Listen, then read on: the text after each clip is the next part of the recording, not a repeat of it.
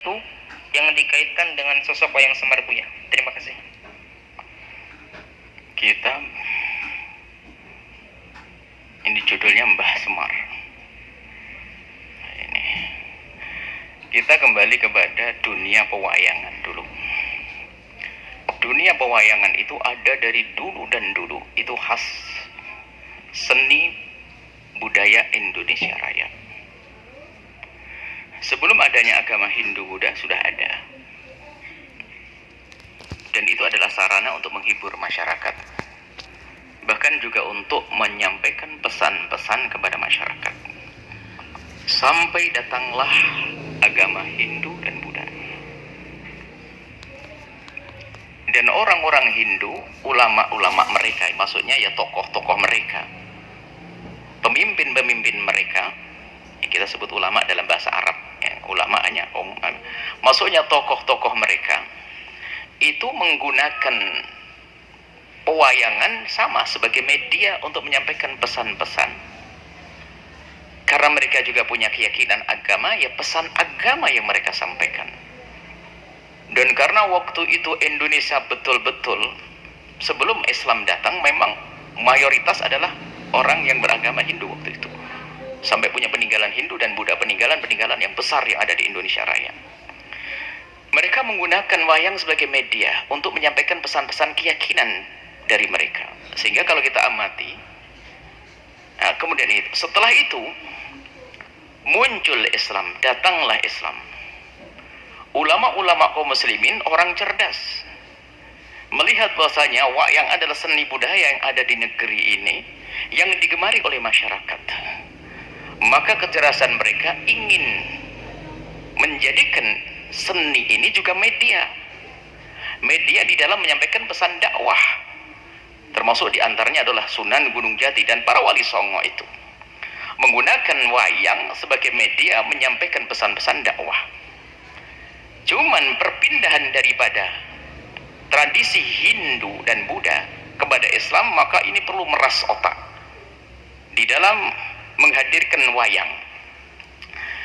Kalau di dalam dunia pewayangan Hindu Buddha, lihat sampai di hari ini pun masih ada wayang itu masih nuansanya nuansa Hindu.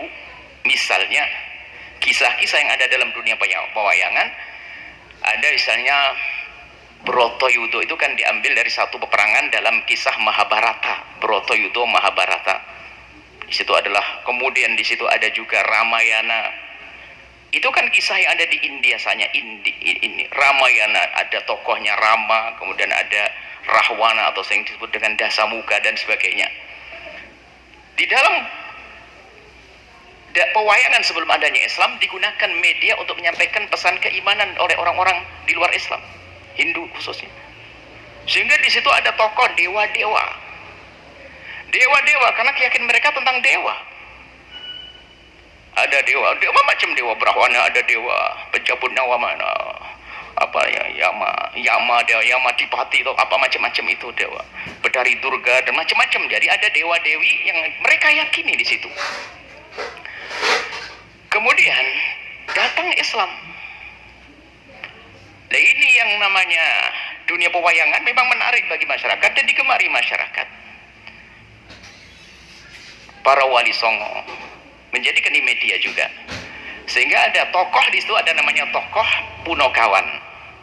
Punokawan itu adalah Semar Bodronoyo atau Semar, Nologareng, Petruk dan Bagong. Ini ada dalam pewayangan itu. Ini adalah tidak ada di dalam kisah Ramayana yang sesungguhnya, tidak ada Mahabharata sesungguhnya, tidak ada. Nah, adanya dua atau Punokawan ini biasanya mendampingi Pandawa 5 ya. Pandawa 5 ada lagi tokoh pewayangan, Pandu, terus Bima, Tawarkudoro, Arjuna, Nakula, Sadewa dan seterusnya. Kemudian di situ yang namanya Punokawan ini dari manusia. Nah, inilah dihadirkan. Dan ini termasuk yang dibesarkan oleh tokoh-tokoh Islam ini, Punokawan ini. Punokawan ini tidak pernah tidak hadir dalam dunia pewayangan. Biarpun, tapi tokoh yang lain bisa saja. Mungkin ada Gadut Kaca tidak pernah datang karena kisahnya tentang yang lainnya. Atau ini ada mungkin Bima tidak datang. Tapi kalau namanya Punokawan ini harus ada. Dan biasanya dihadirkan di tengah-tengah itu.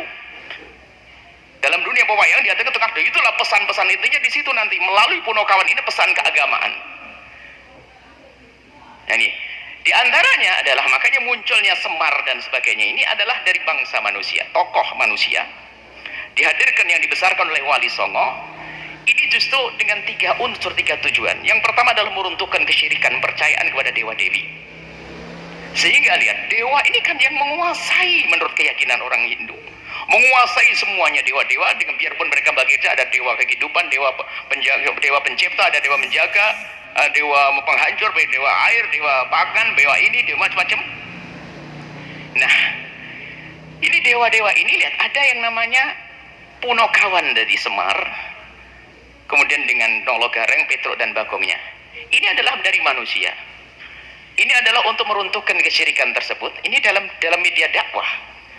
Sehingga yang namanya Semar ini kalau di saat dewa itu punya masalah atau ada apa-apa nanti turunnya kepada manusia. Jadi manusia ini diunggulkan atas dewa-dewa itu.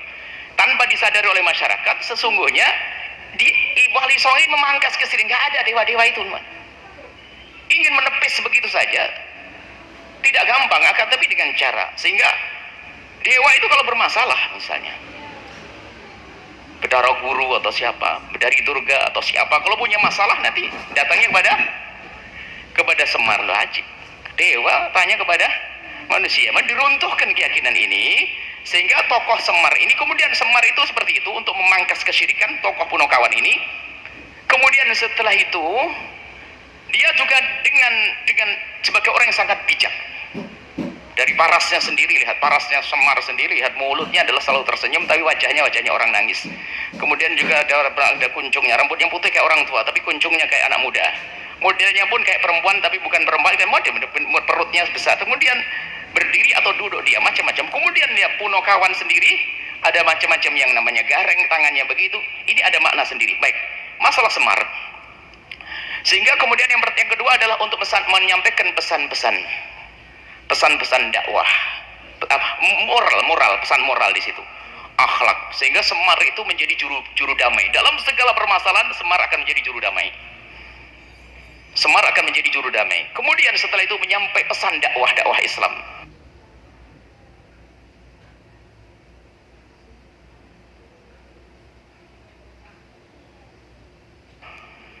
Melalui pesan ini, Semar ini, sehingga terus berkembang dakwah sampai orang pada masuk Islam dengan cara ini. Artinya Semar itu tidak pernah ada dalam dunia nyata. Itu sesuatu yang ditokohkan yang diangkat sebagai tokoh untuk menyampaikan pesan. Jadi nggak ada Semar, jangan sampai ada keyakinan Semar bisa begini begitu. Enggak, Semar itu dalam kisah. Makanya masyarakat Jawa harus tahu nggak ada Semar itu adalah media satu yang ditokohkan oleh para wali dulu untuk menyampaikan pesan kemuliaan. Jadi Semar tidak ada, jangan sampai ada pesan Semar beneran itu lahir Semar ini, nggak ada. Semar itu nggak ada. Bahkan para dalang pun ngerti itu nggak ada. Dan maka keyakinan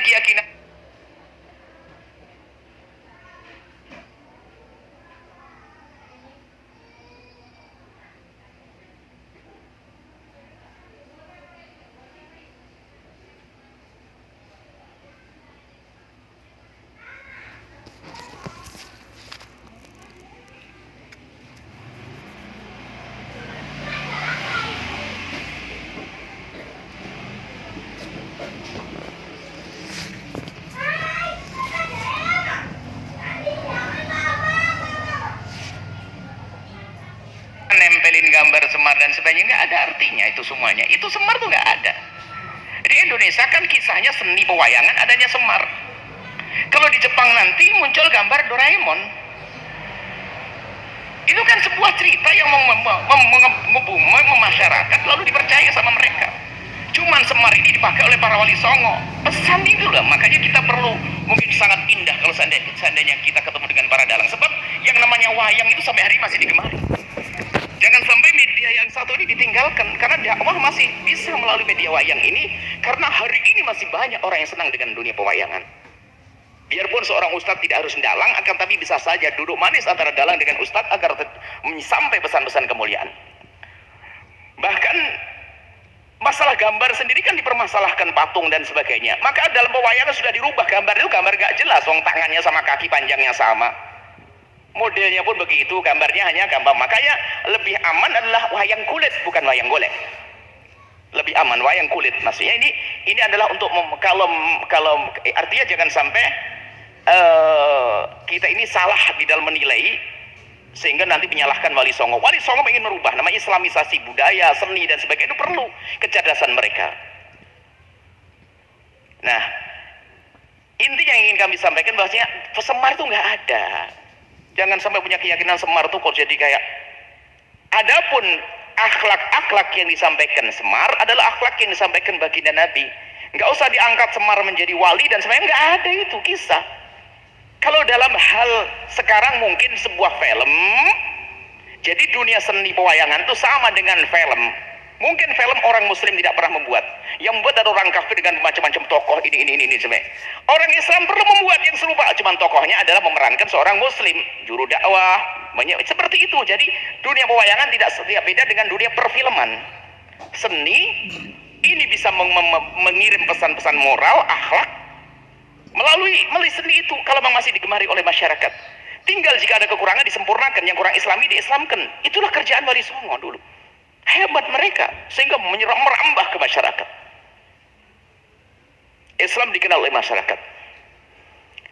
Adapun ini kalau ada asap ngepul, semua asap itu kalau ngepul kelihatan dari jauh kayak mukanya Semar memang. Ya namanya kepul kalau asap